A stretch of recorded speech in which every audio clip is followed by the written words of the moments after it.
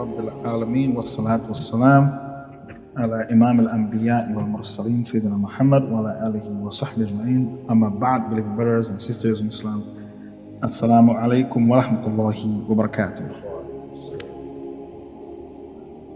Tonight's topic is very relevant to every Muslim, male and female.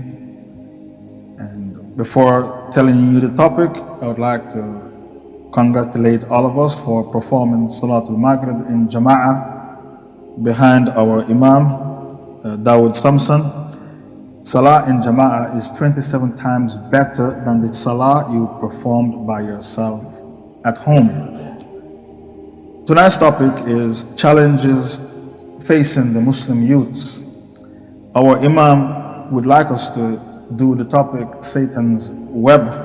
It appears as if I would have to return here to do the topic either after Maghrib or after Salatul Dhuhr. The topic has already been prepared.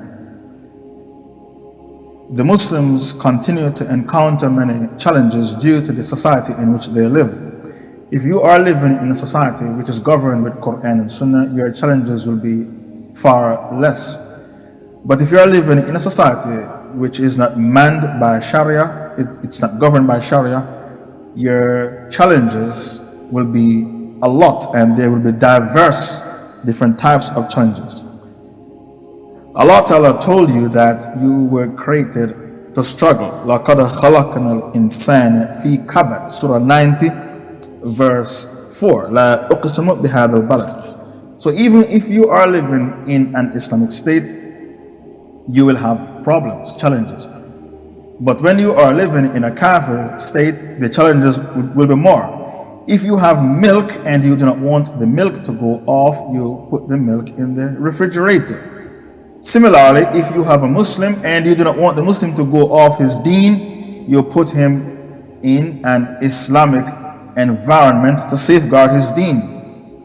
Now, according to the scholars of Sharia, you have 6 sacred things which you have to protect by any means necessary, and only in the Islamic state these 6 sacred things are safeguarded and protected.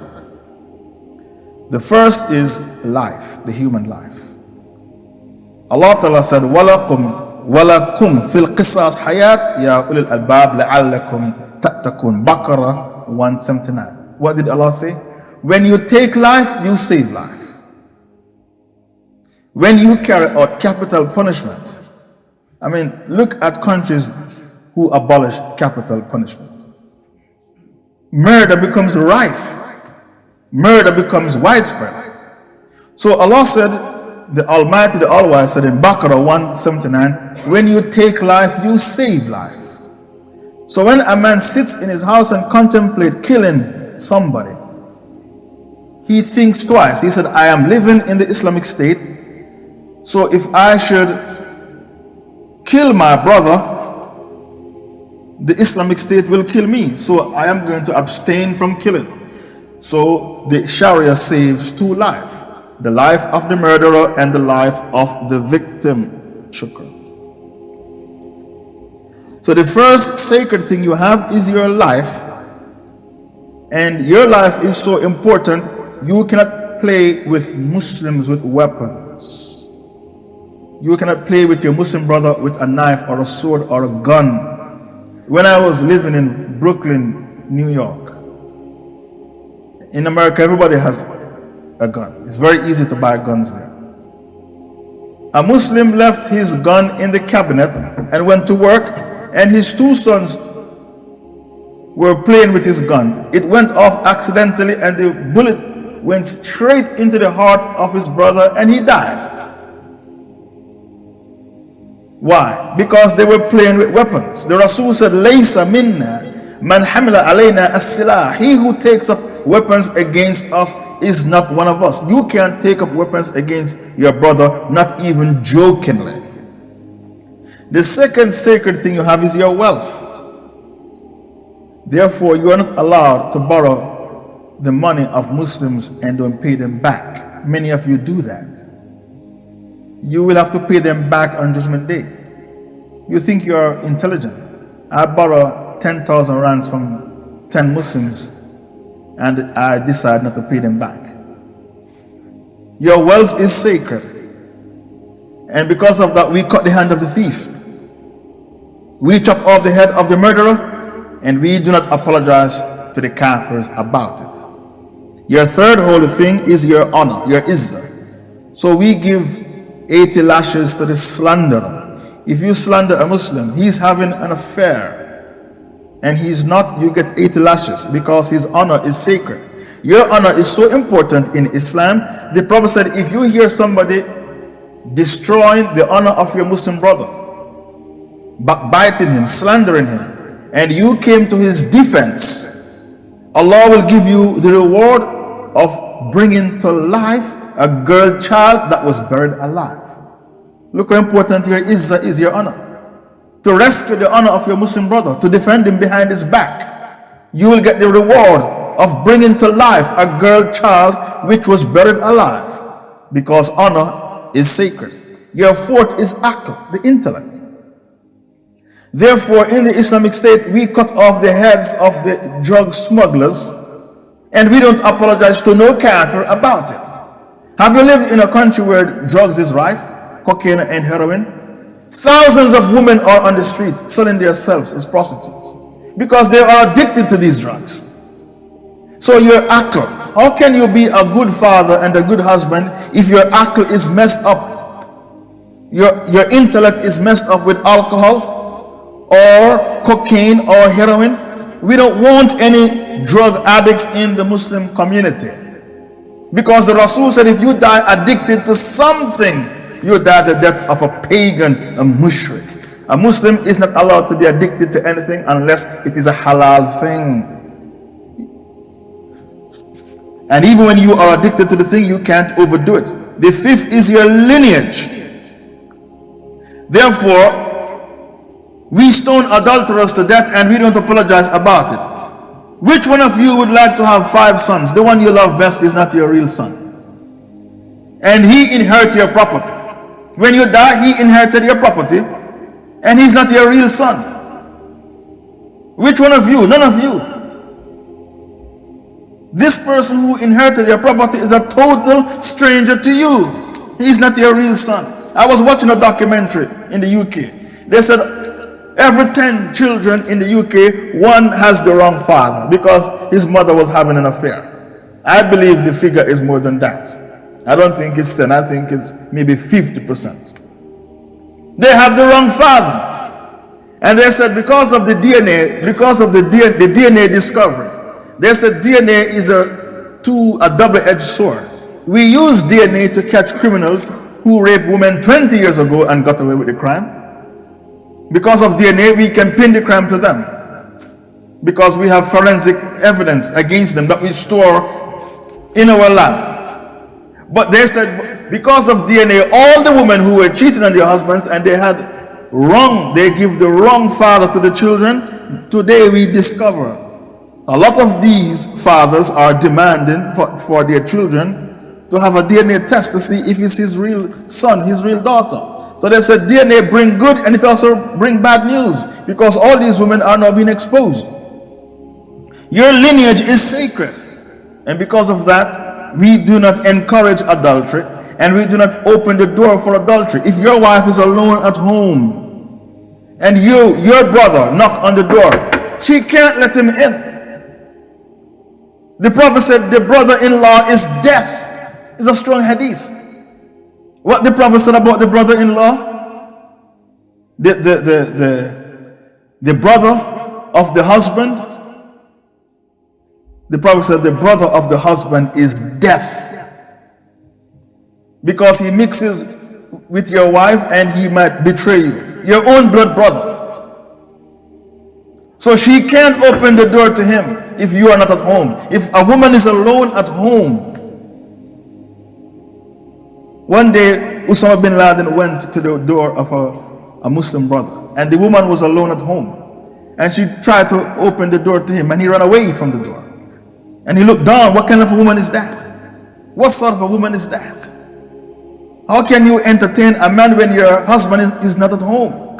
No decent Muslim woman would do that. This is why I like to marry born Muslim women, because they were taught from they were little girls how to behave. When a woman is a born Muslim, she learn all these things. You don't open the door to strange men. The sixth sacred thing you have is your deen. And we wage jihad for the protection of our deen, because Allah Ta'ala said, وَقَاتِلُوهُمْ حَتَّى لَا تَكُنْ فِتْنَةً وَيَكُونَ الدِّينُ كُلُّهُ لِلَّهِ. Surah 8 verse 39. Fight them till there is no more fitna. All the scholars of tafsir said fitna in this ayah means shirk. Imam Qurtubi in his tafsir Qurtubi, he said this ayah, fight them till there is no more fitna, it wipes out lakum dinukum waliyadeen. Lakum dinukum waliyadeen was revealed in Mecca when the Muslims were weak. When they went to Medina and they became strong, Allah revealed an ayah to cancel lakum dinukum waliyadeen. You to your way, me to my way. What is the ayah? وَقَاتِلُوهُمْ حَتَّى لَا تَكُنْ فِتْنَةً. Fight them till there is no more fitna. وَيَكُونَ الدِّينُ كُلُّهُ لِلَّهِ. Until Allah alone is worshipped on the land. So when Abu Bakr Siddiq became Caliph, Omar, Uthman, Ali, did they say to the Byzantiums, the Romans, the Persians, you to your way, me to mine? No, they didn't say that. They said either you embrace Islam, pay the jizya, or be prepared to fight.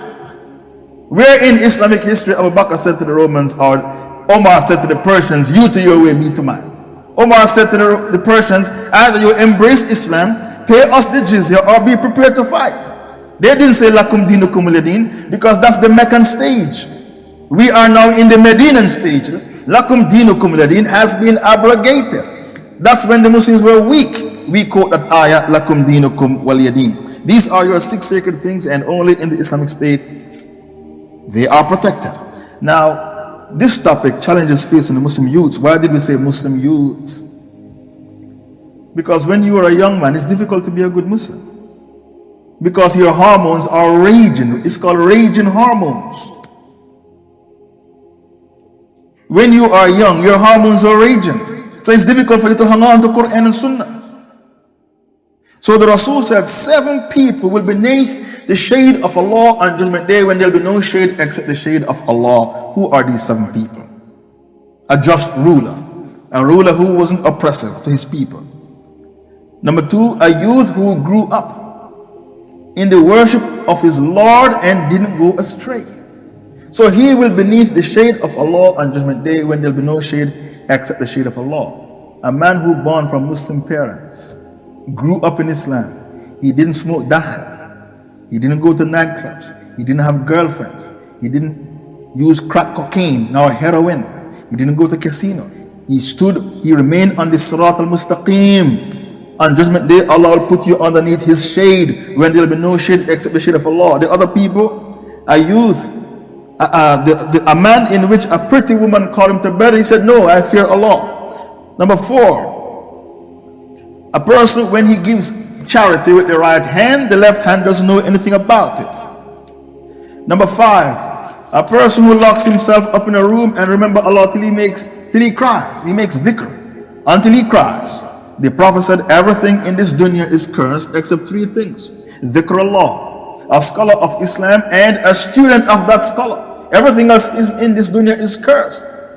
Then the Rasul said, لو تزن الدنيا جنا بعودا ما سقى كافرا شربة ماء. If this dunya that you go crazy for, if it was valuable to the extent of a mosquito wing, Allah would never give a kafir a cup of water to drink from it. People go crazy for the dunya, they die for the dunya. The Rasul said, if this dunya was valuable to the extent of a mosquito wing, Allah would never give a kafir a cup of water to drink from it. Number 6, a person whose heart is connected to the masjid. Allah has blessed you to perform Maghrib in Jama'ah. Now how many Muslims are blessed like you? Allah gave you the iman to turn up and perform Salah in his house in Jama'ah. 27 times better than those who pray at home. How many turn up to pray Maghrib in Jama'ah? So if your heart is connected to the masjid, you will be beneath the shade of Allah. And the last, 2 people who love each other for the sake of Allah. They exchange visits for the sake of Allah.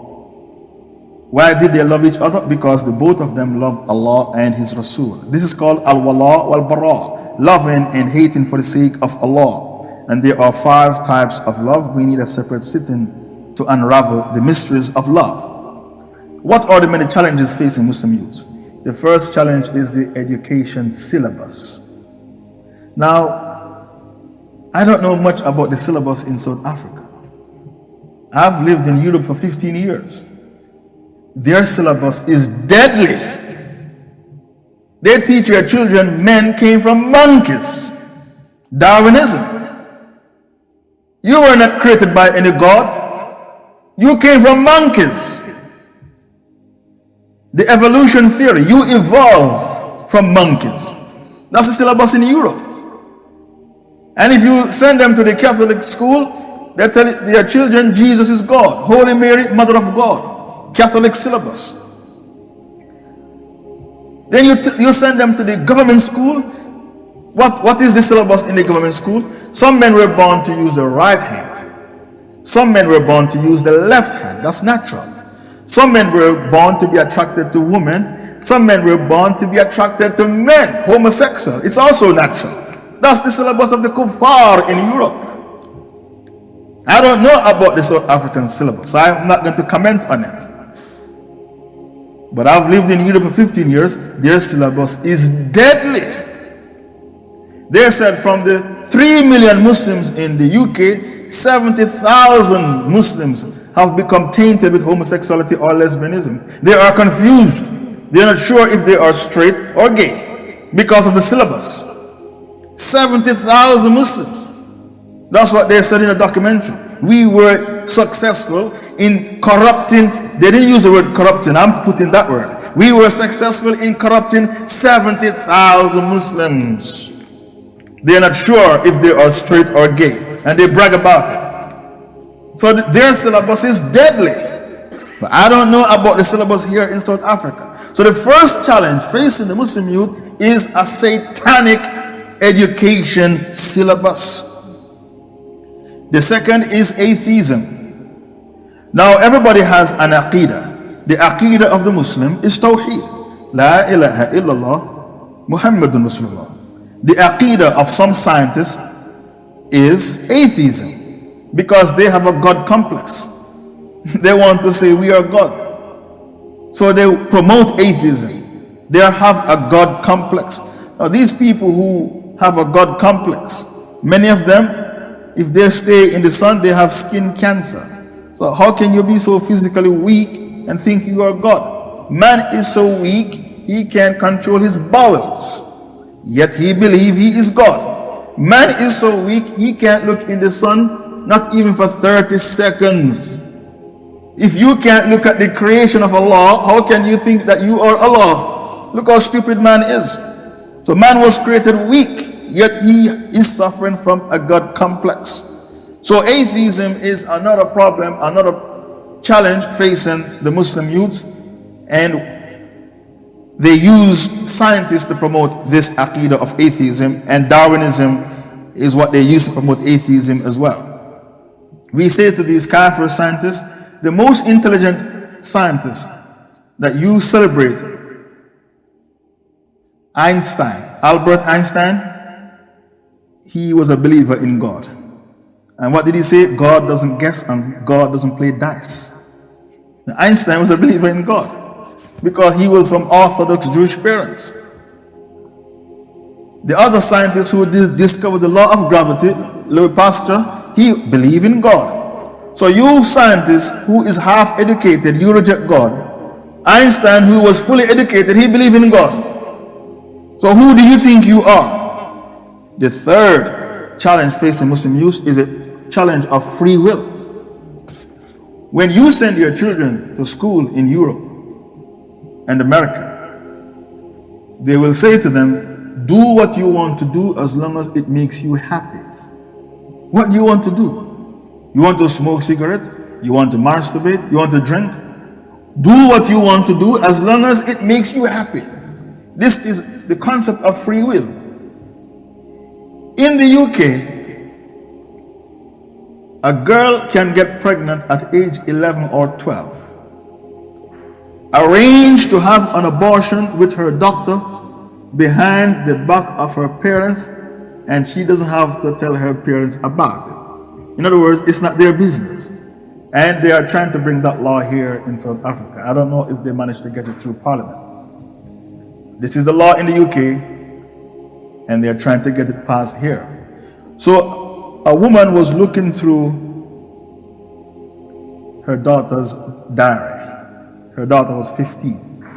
In the diary, she wrote, "This is the day I aborted my baby." If she didn't spy on her daughter and read her diary, she would never know that her daughter had an abortion at age 15. So she took the British government to court, because you're allowed to take the government to court there, to change the law that parents should be allowed to know if their daughters are having abortion. This should not take place behind their backs. The judge in the courthouse threw the case out. The woman lost the case. What the judge said, in our society, some parents are fanatics and they don't believe in abortion. Some of them are Catholics, some of them are Muslims, some of them are Jews. Fanatics. Maybe the daughter is not a Catholic, and maybe the daughter believes in abortion. So if she should tell her parents that she is pregnant, the parents will force her to have the baby, because they will force their Catholic beliefs on her or their Muslim beliefs on her. So we will uphold our constitution that children should be allowed to abort their babies behind the back of their parents, and their parents doesn't have to know about it because it's not their business. And the woman lost the case. So the concept of free will, do what you want to do as long as it makes you happy. This is a big challenge facing Muslim youths. But the Rasul said, "La yu'minu ahadukum hatta yakun hawahu taba'an lima ji'tu bi." You are not a believer until all your desires are in accordance with what I, Muhammad, have brought. So this hadith tells you that your free will should coincide with Quran and Sunnah. In Surah Ahzab, what did Allah say? "Ma kana li mu'min wa la mu'mina idha qada Allah wa rasuluhu amran an yakuna lahum al-khiyara min amrihim." It's not right for the believing man or the believing woman that whenever Allah and His Rasul should pass a verdict, that you should come with your own opinion in regards to that verdict. In another ayah, فَلَا وَرَبِّكَ لَا يُؤْمِنُونَ حَتَّى يُحَكِّمُوكَ فِي مَا شَجَرَ بَيْنَهُمْ ثُمَّ لَا يَجِدُوا فِي أَنفُسِهِمْ حَرَجًا مِمَّا قَضَيْتَ وَيُسَلِّمُوا تَسْلِيمًا. Nay, by your Lord, they will never become true believers until they allow you, Muhammad, to judge between them in their disputes. And when you pass the verdict, they do not harbor in their hearts any resentment to the verdict, but instead they submit wholeheartedly. So your free will has to be in accordance with Quran and Sunnah. And when the Kafirs say you're free, that's not the case. You're not free. It's a lie. You want to speed on the freeway. They have a camera taking you, and they can send the fine to your house. They have cameras all over the place. Here, they don't have cameras like in the UK. In the UK, when you leave your house, you are snapped at least 100 times. Because they have a God complex. They think that they are a Sami al-Basir. The all-seeing, the all-knowing, the all-wise. Sami al-Basir. So they install cameras all over the place to snap you. And then they use these films against you in court. They rely on cameras because they think that they are a Sami al-Basir, the all-seeing, the all-knowing, the all-wise. The fourth challenge, integrationism. They want you to integrate into their society. They want you to get rid of your Islamic identity, your Islamic culture, your Islamic creed. We don't say the Islamic ideology. That is blasphemy. Communism is an ideology. Socialism is an ideology. The ideology of Karl Marx, communism, and socialism, Lenin. Existentialism is ideology. Even Christianity has been reduced to ideology. Islam is not the idea of no man. So you don't say the Islamic ideology, that is blasphemy. You say the Islamic creed or the Islamic aqidah. So they want you to integrate into their society and get rid of your Islamic culture. Everyone should be on the same even keel. So how do they try to get you to integrate?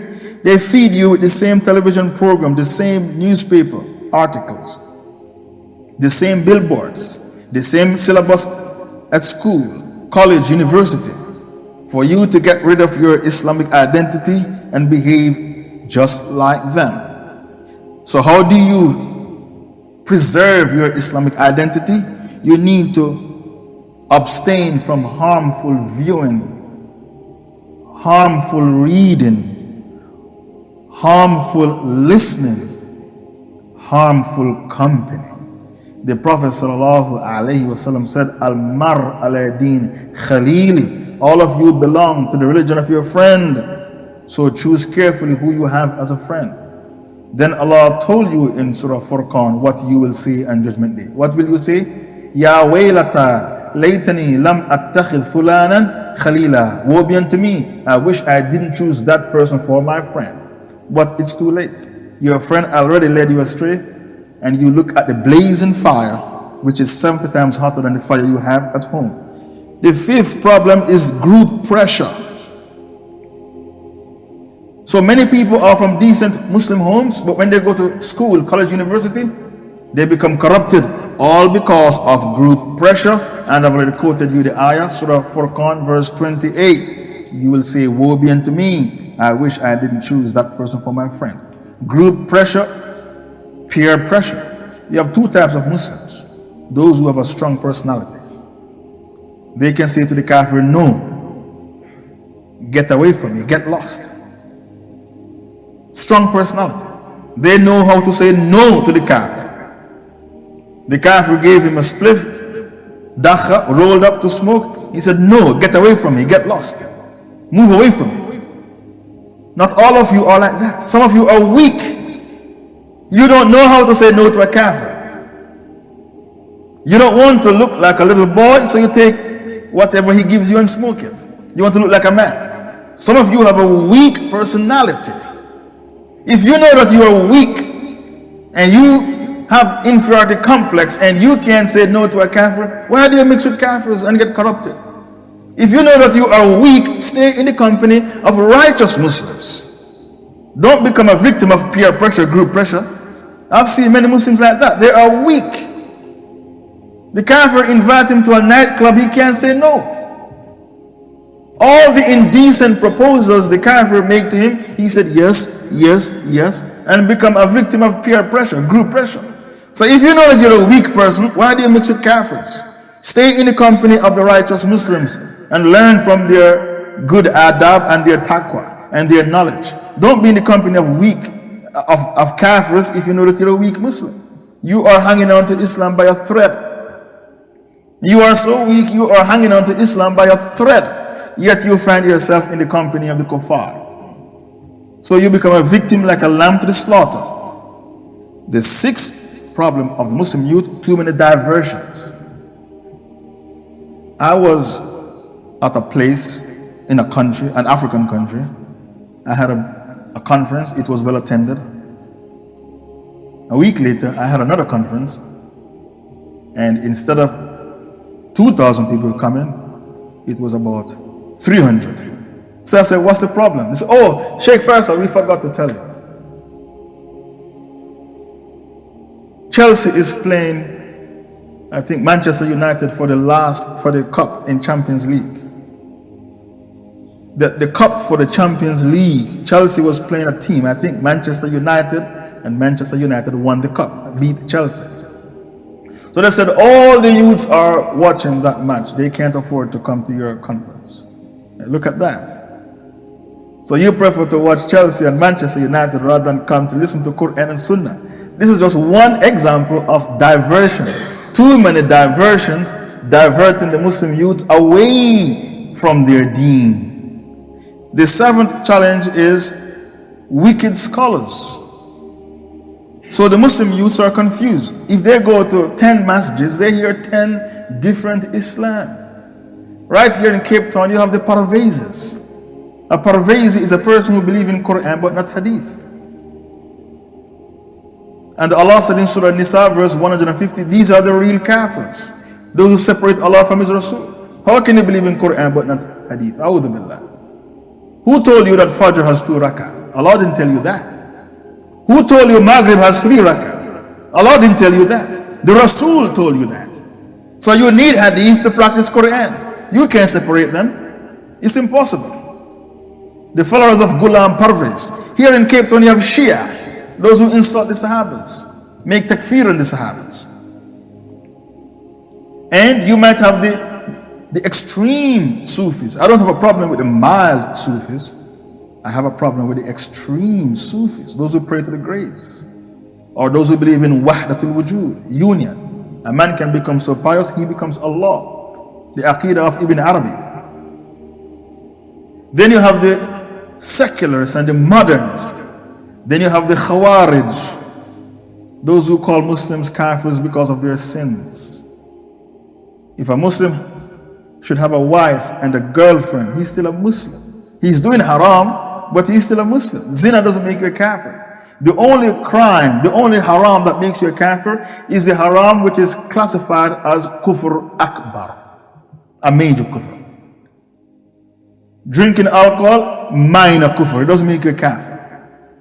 Only kufr akbar makes you a kafir.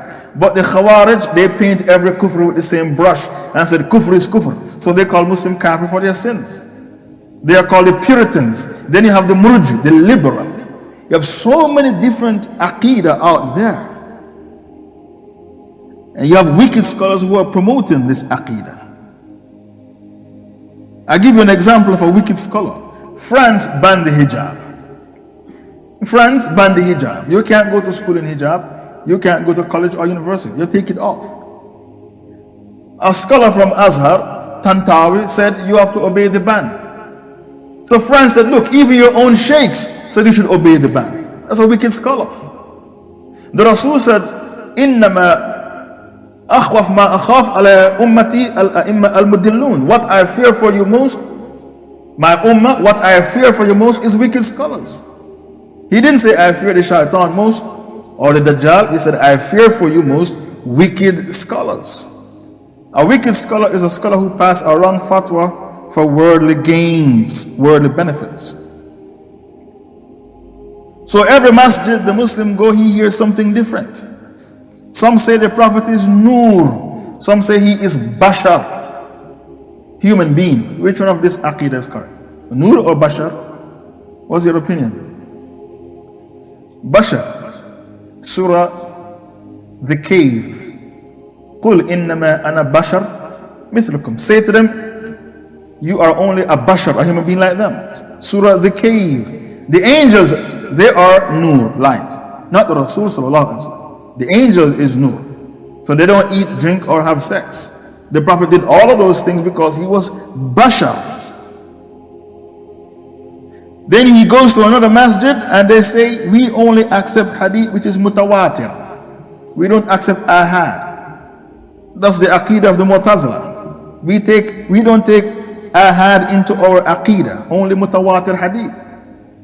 Now this aqidah doesn't make sense because there's a hadith, إِنَّمَا الْأَعْمَالُ بِالنِّيَّاتِ وَإِنَّمَا لِكُلِّ امْرِئٍ مَا نَوَى. Actions are by intention and every man will have what he intended.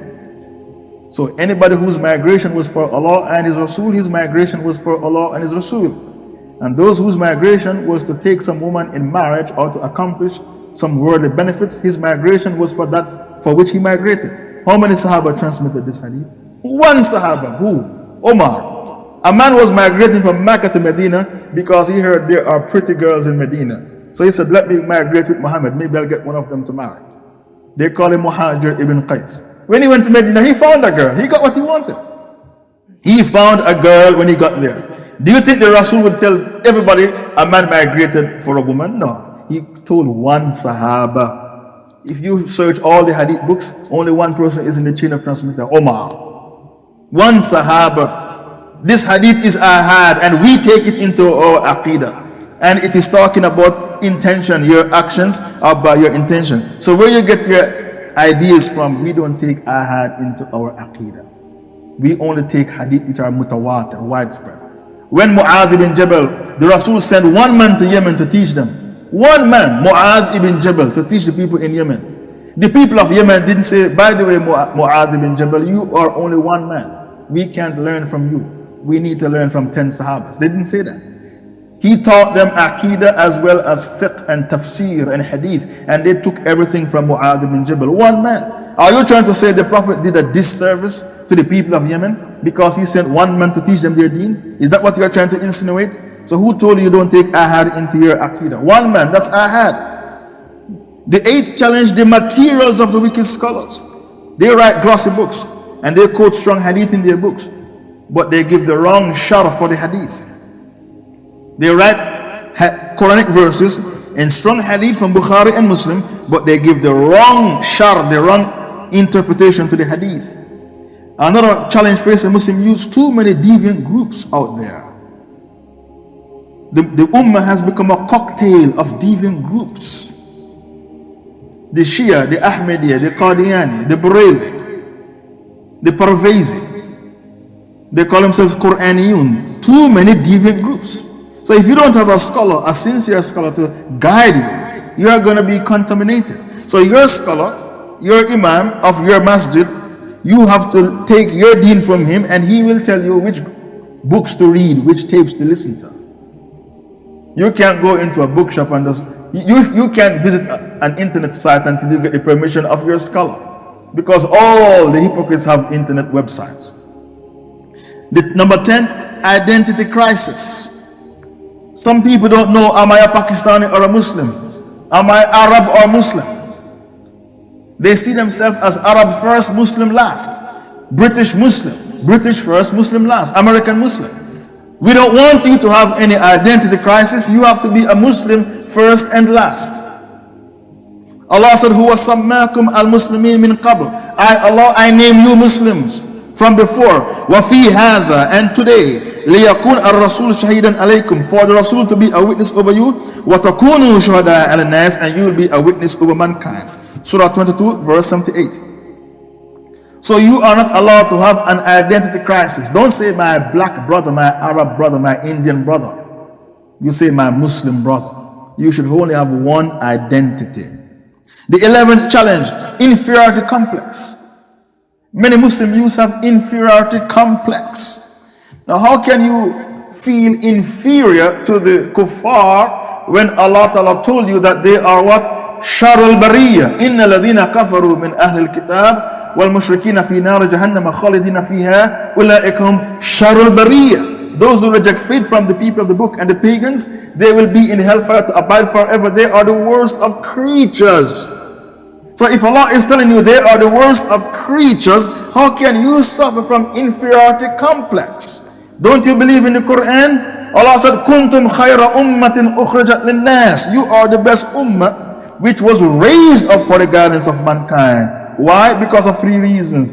You enjoin the right, you forbid the wrong, and you believe in Allah. So don't suffer from inferiority complex and don't apologize to the kafirs about anything about their deen. Don't apologize for the hijab. Don't apologize for polygamy because they have one wife and 10 girlfriends. You come clean and let everybody know your intention. I want 2 wives. Or 4 wives. Why can't you have 4 wives? The hadith says in the last days for every man there will be 50 women. For every man there will be 50 women. So if you want to have 4 wives, alhamdulillah, you are trying to cut down on the ratio. So don't apologize for polygamy. Don't apologize for inheritance. Why the men get twice the portion of the women? Don't apologize why you need 2 female witnesses for 1 male witness. Don't apologize for the niqab. Don't apologize for cutting off the hand of the thief. Don't apologize for stoning the homosexual to death. When I was in Saudi Arabia studying, I had a big argument with one of my sheikhs. Up till now, I'm shocked he didn't ask me to leave his classroom. He's trying to tell me if a person is a gay, he's still a Muslim, a gay Muslim. I said, impossible. I will never accept that from you. And this person was about 60 years old, the sheikh. I will never accept that from you. So I asked him a question, he can't answer me. If a gay can be a Muslim, why is it that 3 caliphs When they caught them, stoned them to death, and death wasn't good enough for them. They burned their bodies and didn't pray janazah over them. Abu Bakr did it, then Ali, then Abdullah ibn Zubayr. Stoned them to death, burned their bodies, and refused to pray janazah over them. We don't burn the bodies of Muslims. When the Rasul stoned people to death in his time for adultery, he didn't burn their bodies and he prayed janazah over them. The Prophet prayed janazah over all the people he stoned for adultery. But they gave Abu Bakr, Ali ibn Abi Talib, and Abdullah ibn Zubayr taught us how to deal with them. They did not pray janazah over them and they burnt their bodies. I asked my Sheikh that question, up to now he can't answer me. So I said, I'm sorry, I will never accept that there can be a gay Muslim. The 12th challenge is called ideological warfare. And before I expound, the reason you cannot apologize to the Kafirs about any of these issues is because the moment you apologize, it means that you are not sure about your deen. If you apologize for polygamy, inheritance, the hijab, the niqab, female witnesses, jihad, cutting off the hand of the thief, chopping off the head of the murderer, if you start to apologize, it means that the kafir has got you. He caused you to doubt your faith. His society is decomposing. His society is falling apart. In his society, you have murder become rife, and prostitution, and burglary. You can't leave your home in safety. Car theft, every minute a car is stolen. He should be the one apologizing to you because his man-made system is decomposing. So how can you apologize when the Sharia has been proven to be workable and to be successful? So the moment you apologize about one thing to the kafir, it means that you have doubts about your faith and you are suffering from inferiority complex. And Allah said, "Fi qulubihim maradun fasadahum Allah." Maradan, in their heart is a disease, and Allah has increased their disease. This marad, this disease, is doubt. You are not allowed to doubt your faith. The 12th is ideological warfare. Ideological warfare means to brainwash a Muslim. Some people don't like the word brainwash. They call it brain defilement. They defile your brain. Ideological warfare means to turn a Muslim into a kafir without him realizing that he has become a kafir. Don't forget the Rasul made 3 dua. 2 were answered and 1 wasn't answered. Oh Allah, grant that my ummah won't be destroyed by a plague, a disease. Allah said, accept it. Oh Allah, grant that my ummah will not be destroyed by an enemy from outside. Allah said, accept it. Oh Allah, grant that my ummah won't fight amongst themselves. Allah didn't accept that. So you cannot be destroyed by an enemy from outside because of jihad. So the Kafir said, we cannot defeat the Muslims militarily, but we can defeat them ideologically by corrupting their brains, giving them foreign ideas. So you have people who say democracy is shura, and shura is democracy. I've heard people speak like that, scholars. In the shura, if there's a difference of opinion, we refer the matter to Quran and Sunnah. فَإِن تَنَازَعْتُمْ فِي شَيْءٍ فَرُدُّوهُ إِلَى اللَّهِ وَرَسُولِهِ. And the opinion which is closest to Quran and Sunnah, we accept. So when Abu Bakr was the caliph, he held a shura meeting. Let us fight those who refuse to pay the zakat.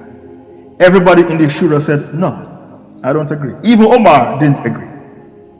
So Abu Bakr got up in the shura meeting and he grabbed Omar in his shirt and shook him. They almost came to blows, punches. And he said to him, Ajabbarun fil jahiliyyah, khawarun fil Islam. When you were in jahiliyyah, you were strong. Now that you are in Islam, you are weak. Omar said, who's going to help you and fight them? He said, Wallahi, I'll fight them by myself. And if they deny me a piece of rope that they pay to the Prophet, I'll fight them until I get it back. Then Omar agreed to fight them. Now, why did I tell you this story? to prove to you that in this shura meeting, you have an Amir, and he doesn't have to accept your opinion. In this shura meeting, Abu Bakr didn't accept the opinion of the shura. He stood alone by himself. The members in the shura, they had to bow to his opinion. And then Omar said nothing happened except that Allah opened the heart of Abu Bakr to see the truth. The people were kafirs. How can you say La ilaha illallah Muhammad Rasulullah? That's one pillar of Islam. Then you pray 5 times a day. That's a second pillar of Islam. Zakah, say no, we don't want to pay zakah. We pay zakah to Muhammad because he was a prophet. After the death of Muhammad, we consider that zakah is lifted. We don't pay zakah. They were kafirs. If you reject one pillar of Islam, you are guilty of rejecting all 5 pillars. If you reject one prophet, you are guilty of rejecting all the prophets. If you reject one of the 6 pillars of Iman, you are guilty of rejecting all the 6 pillars of Iman. So the scholars of Islam said that Islam survived on 3 occasions. This deen survived 3 days. The day in which the Rasul raised his hand and cried to Allah at the battle of Badr and said, "Oh Allah, give us victory. Because if this batch of Muslims should be destroyed, no one will be left on earth to worship you." The second day when Islam survived, the day Abu Bakr fought those who didn't pay the zakah. If they were allowed to get away with this, nobody today would pay zakah. And those who don't pay zakah, their wealth will become snakes entangled around their necks when they are inside their grave. Black snakes, I am your wealth that you hoard up and didn't pay to the poor Muslims, biting you continuously until judgment day. So those who don't pay zakah, they think they're playing, they're getting away with it. Judgment, the hellfire, the punishment of the grave is waiting for you. Al-Hakim al-Takathur hatta zurtum al-Maqabir. All the Sahaba said this is the evidence that there is punishment in the grave. The third day Islam survived was the day Ahmad ibn Hanbal stood up against the Mu'tazilites who said the Quran was created. And he defended the Aqidah of Ahlul Sunnah wal Jama'ah and said the Quran was not created, the Quran was revealed. So ideological warfare is a vicious challenge, and the Kafirs, they use the TV, the newspaper, and all the media outlet to brainwash you. The 13th, the clash of the culture. There's a clash between the Islamic culture and the Jahiliyyah culture. Everybody who come into Islam, they take some of their culture with them. I've seen people in London and New York and the Caribbean. They are Muslims, but they still smoke dakh and they still listen to Bob Marley music all day, like this. And dakha is, we call it cannabis, marijuana, ganja. It's an intoxicant. If you take it, you have no salah for 40 days and 40 nights. But these people, they can't give up their Jamaican culture. They said, I've been smoking it since I'm 15 years old. I'm now 50. I can't stop. From 15 years old to 50. Then you have some people coming from a Hindu background, worshipping the creation instead of the creator. When they come into Islam, they can't worship Allah alone, so they worship the graves. They have to go to the graves and pray to the graves. They can't give up Hinduism.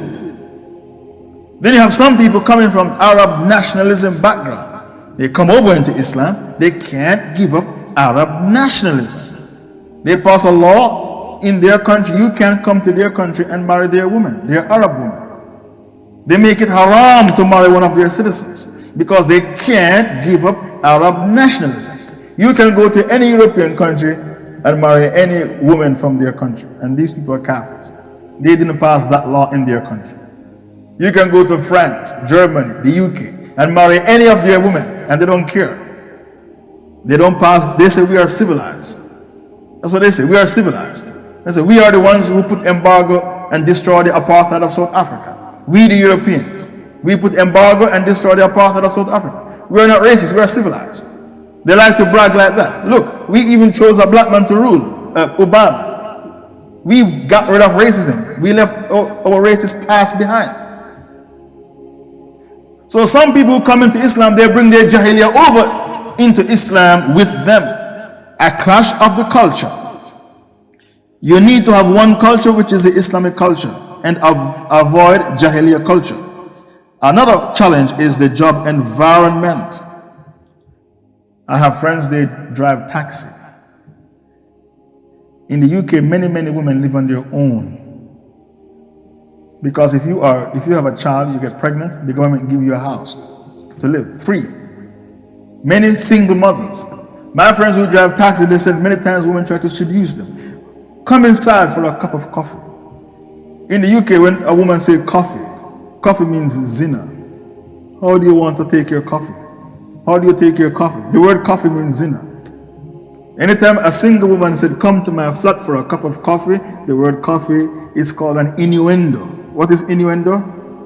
Indirect speech. Coffee means zina in the UK. I don't know about the USA. Then I have friends who work as engineers fixing washing machines and fridges. When they go to the homes to fix washing machines, fridges and all these things, the women try to seduce them. Then I have friends who work in offices. His secretary tried to seduce him. Any job you do. I have friends who work in university as teachers. His own students try to seduce him. Any job you do, there's always somebody trying to seduce you. So the job environment in the West is fitna. Big fitna. I don't know about here in South Africa. I think it's the same. So you think sexual harassment is only from men to women? No, you have it wrong. You think sexual harassment is only men harassing women. That's what you think. You have it wrong. In the USA and the UK, in Europe, you have women who practice sexual harassment as well. Because they said we are liberated women. We propose to men. We don't wait for them to propose to us. We are liberated. So the job environment is the 15th challenge. Another challenge, forced marriages, in which Muslim girls are forced to marry men they don't like, and Allah said in Surah 4 verse 19, Ya ladina amnu la yahill lakum an tarithu an-nisa karhan. Oh, you believe it's not right for you to marry women against their will. The 17th challenge is the internet. I was in Durban and I said to a brother, can I check my email? I get 5 emails a day. He says to me, oh Sheikh Faisal, I have email, I have internet access, but it's in my office. I have teenage children, sons and daughters. I can't have internet in my home because I can't know what they're looking at when they go on the internet. There's so many dirty websites. Within seconds, a child can touch buttons and a whole sheet of dirty things come up in front of the child. Then I ask another Muslim brother, can I check my emails? He gave me the same answer. He said, Sheikh Faisal, I have email, I have internet access, but it's in my office at work, not at home. I cannot have internet in my home. That's too much fitna, more than my children can bear. So the internet is a big fitna. Then you have the Qadiani website. I saw a Shiite website. A white Muslim rang me from Texas and said, I found a Shiite website, shiitechat.com. I said, you're only in Islam 1 year. You can't visit that website. He said, I'm curious. So he visited the website. After 6 months, I heard him insulting Abu Bakr and Omar. But curiosity kills the cat. He thought that he was intelligent enough to visit the website. After 6 months, he became a hardcore Shia, insulting Abu Bakr and Omar, saying that they were usurpers, they robbed Ali of the caliphate. So all the hypocrites and the apostates and the kafirs have their websites. Seeking souls, they are soul seekers, seeking souls for Jahannam. So you shouldn't visit a website until your imam gives you the green light to go ahead to visit that website. The internet is a big fitna.